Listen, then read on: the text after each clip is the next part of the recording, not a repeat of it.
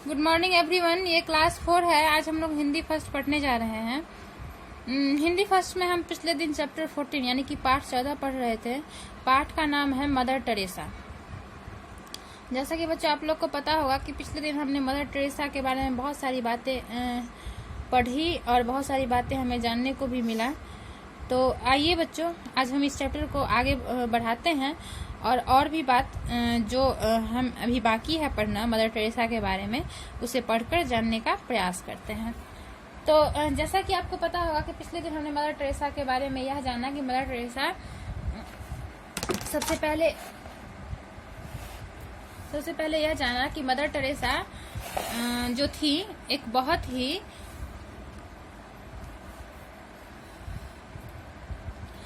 बहुत ही प्रेम करना और निस्वार्थ सेवा की मूर्ति थी। यानी कि उनके अंदर बहुत गरीबों के प्रति बहुत ज्यादा प्रेम था और बहुत ही अधिक करना था और हमेशा गरीबों की सेवा करने के लिए तत्पर रहती थी।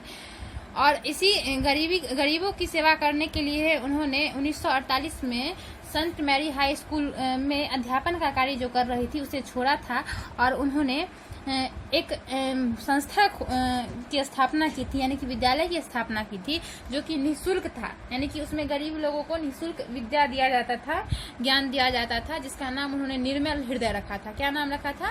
निर्मल हृदय रखा था।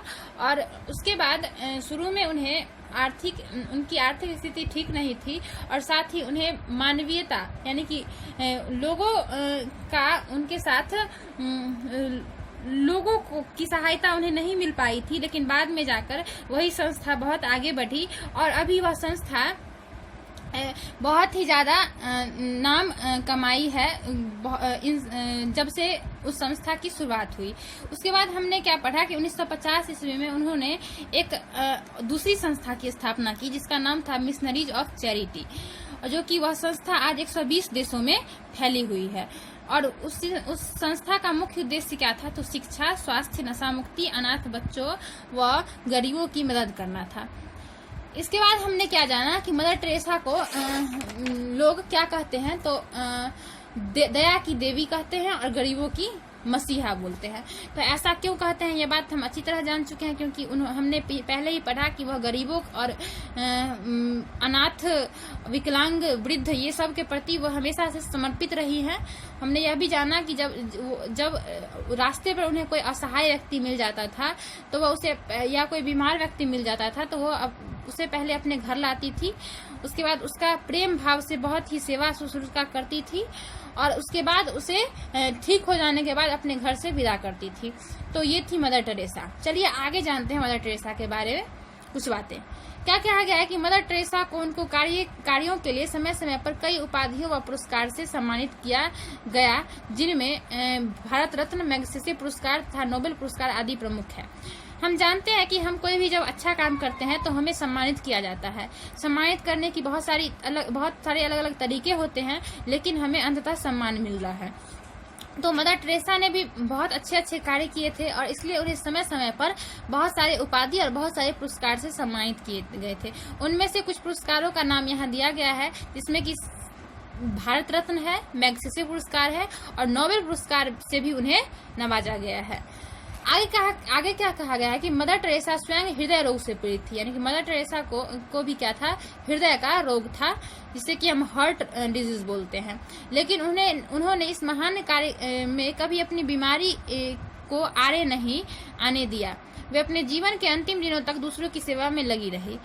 क्या कहती हैं कि मदर टेरेसा को जो हृदय रोग था, फिर भी वह उनका जो काम था, उनका जो यह महान कार्य था, इस कार्य में उनकी बीमारी ने कभी उनका रास्ता नहीं रोका इस काम को करने में और वह अंत तक यानी कि अपने जीवन के अंतिम दिनों तक उस काम में लगी रही, दूसरों की सेवा में लगी रही। आगे क्या कहता है कि 5 सितंबर 1997 को ममता तथा त्याग की इस मूर्ति ने सदा सदा के लिए आंखें मूंद ली। यानी कि कहने का यह मतलब है कि 5 सितंबर 1997 ईस्वी को मदर टेरेसा इस दुनिया को छोड़कर चली गई और उनके निधन पर उन्हें भारत सहित अन्य कई देशों ने भावभीनी श्रद्धांजलि अर्पित की। यानी कि जब वो चल बसी तो सिर्फ भारत ने ही नहीं बल्कि अन्य देशों ने भी उनके मरने पर श्रद्धांजलि अर्पित की थी।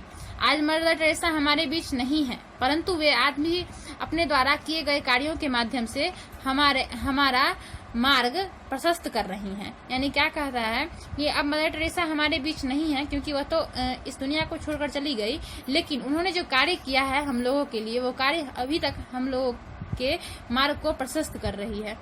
और ऐसी व्यक्ति इस धरती पर कभी कभी ही जन्म लेते हैं और लोगों को मानवता की सीख देकर अमर हो जाते हैं। कहा गया है मदर टेरेसा की तरह जो व्यक्ति होते हैं, ऐसे व्यक्ति हमारी धरती पर कभी कभी जन्म लेते हैं और व्यक्ति लोगों को मानवता की सीख देते हैं कि हमें हमारे अंदर एक मानव के अंदर क्या सब गुण होने चाहिए। उनके द्वारा बताए गए मार्ग और आदर्शों पर चलकर ही हम उन्हें सच्ची श्रद्धांजलि दे सकते हैं। और कहा गया है कि अगर मदर टेरेसा को अगर हम भी श्रद्धांजलि देना चाहें तो वो जो मार्ग बताती हैं मानवता की, उन मार्गों पर, उनके आदर्शों पर अगर हम भी चलें तो उन्हें सच्ची श्रद्धांजलि देना समझा जाएगा। उनका यह विचार हमारे लिए प्रेरणा स्रोत है। हमें एक दूसरे से प्रेम करना चाहिए।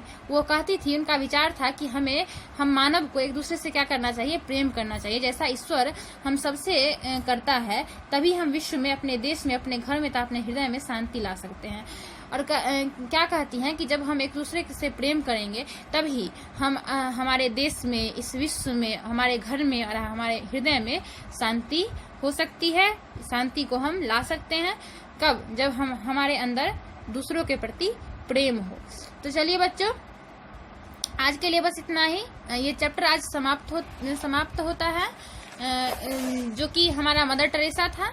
आपको क्या करना है, तो चैप्टर तो समाप्त हो गया, आप इस चैप्टर को एक बार रीड करेंगे और इसके बाद इस चैप्टर के जो प्रश्न उत्तर हैं, जैसा कि सबसे पहला प्रश्न देख रहे हैं, सही विकल्प पर सही का चिन्ह लगाएं, इसे आप खुद करने का प्रयास करेंगे। हमने आपको चैप्टर पढ़ाया है, आप चैप्टर पर पढ़कर इस प्रश्न उत्तर को करेंगे। और साथ ही दूसरा प्रश्न हमारा है, सही कथन पर सही के चिन्ह और गलत कथन के सामने गलत का चिन्ह लगाइए, इसे भी आप खुद से करेंगे। और बाकी प्रश्न, जो निम्नलिखित प्रश्नों के उत्तर दीजिए, ये जो है ये हम आपको अगले दिन करवाएंगे। तो आज के लिए बस इतना ही। धन्यवाद।